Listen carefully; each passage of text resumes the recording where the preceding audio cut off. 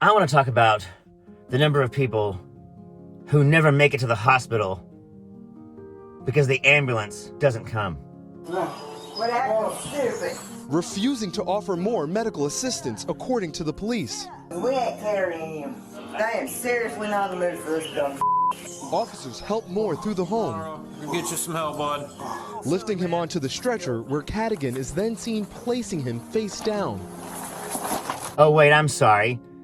This is a story where the ambulance did come. This is yet another story about how the cops pretended to try to save a black man, when in reality, they aided and abetted his murder. Paramedics charged with the first-degree murder of Earl Moore Jr. pleading not guilty in an Illinois court. State investigators say Peter Cadigan and Peggy Finley strapped Moore face down on a stretcher during a hospital transport, causing his death.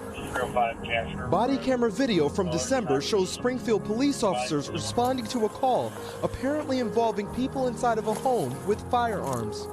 There's no one here with guns. Okay. He's hallucinating, he's having alcohol withdrawals.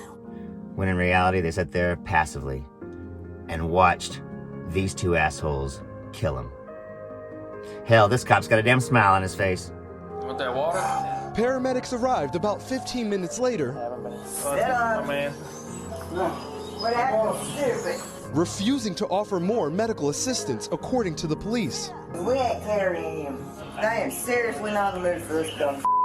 Officers help Moore through the home, We'll get you some help, bud. lifting him onto the stretcher, where Cadigan is then seen placing him face down.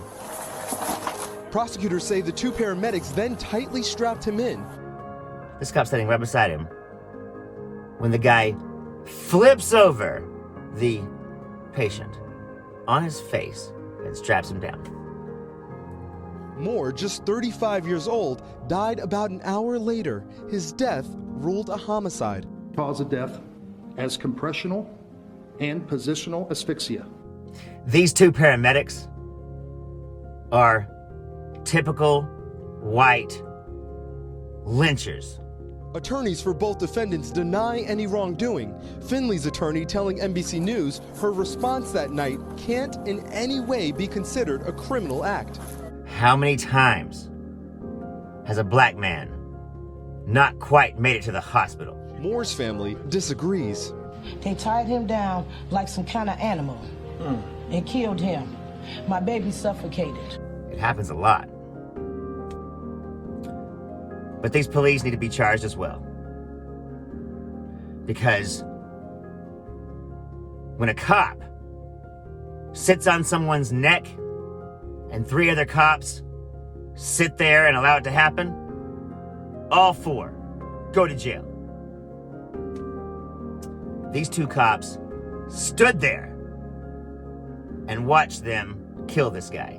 A case now heading to trial, both paramedics facing up to 60 years in prison. Shaquille Brewster, NBC News.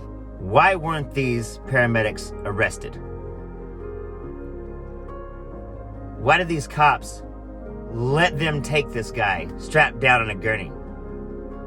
My medical training's mostly limited to the Boy Scouts.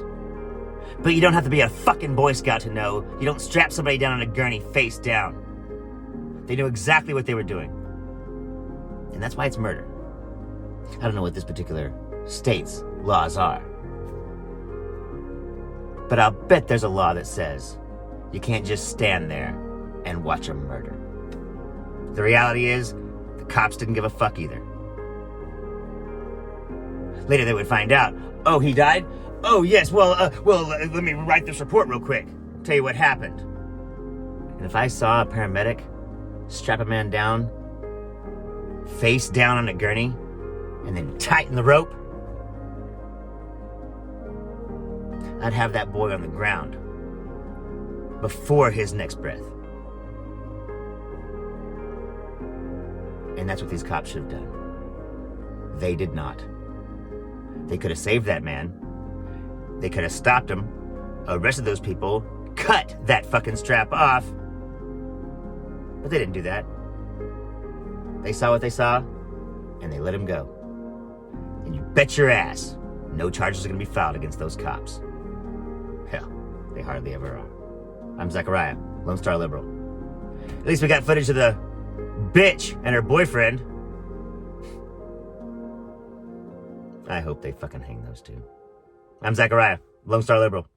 Y'all take it easy.